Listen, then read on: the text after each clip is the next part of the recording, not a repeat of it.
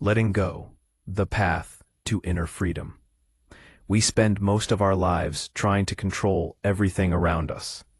Our thoughts, our emotions, our relationships, our future. But the more we try to hold on, the more we feel trapped. True peace doesn't come from control. It comes from letting go. Let's explore the timeless wisdom of letting go by Dr. David R. Hawkins, and understand how surrender can lead to real freedom, peace, and emotional strength. Lesson 1. The weight we carry. Every emotion you hold on to creates a kind of weight in your mind. Anger, guilt, fear, resentment, they stay with you, draining your energy and clarity. Letting go doesn't mean ignoring these feelings. It means allowing them to exist, without judgment, and then releasing them.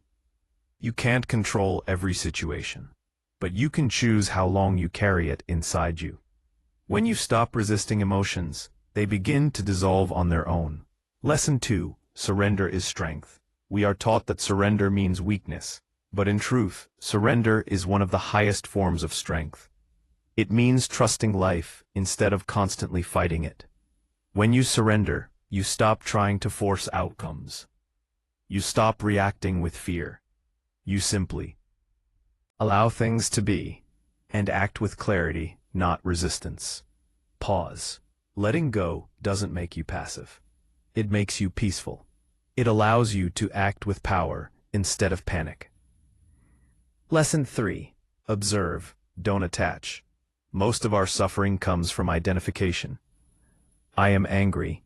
I am sad. I am anxious. But you are not your emotions.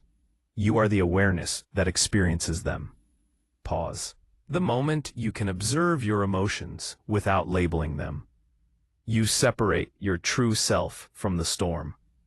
You stop feeding the emotion with thoughts, and it begins to lose its grip on you. Lesson 4. Acceptance is the door to freedom. Acceptance doesn't mean you approve of everything. It means you stop denying what already is. When you resist reality, you create suffering. When you accept it, you regain your power. Pause. Ask yourself, what am I resisting right now? Peace. What would happen if I simply allowed it to be? Peace begins the moment you stop arguing with life. Peace. Lesson 5. Letting go of the need to control others. Peace. One of the hardest things to let go of is people, their behavior, their opinions, their choices. We try to change others to feel secure ourselves. But that never works. Peace. When you stop trying to control others, you regain your own peace. Peace. Let others be who they are. You can't change them. You can only change your response. Peace. Love without attachment. Care without control. That's real freedom. Peace. Peace. Lesson 6. The power of surrendered living. When you practice letting go regularly, finally you start living from a deeper place. A space of calm, clarity, and presence. Peace. Peace. You no longer react out of fear or anger. Peace. You begin to trust that everything unfolds for your growth. Peace. You find peace not because life is perfect, unquote, but because you no longer depend on perfection to feel peaceful. Life flows smoother when you stop swimming against it.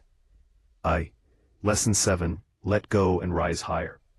Each time you let go of a painful thought or emotion, you move closer to your true self, a state of inner stillness, love, and joy. You don't have to fix everything. You don't have to understand everything. You just have to release the need to control. Letting go is not losing. It's winning back your peace. Final thoughts. The art of letting go is a lifelong practice. It's not about becoming emotionless. It's about becoming free. When you stop holding on to what's gone, you make space for what's meant to come. Peace is not something you chase. It's what remains when you release everything that no longer serves you. So, breathe, forgive, surrender, let go, and watch how light life can feel.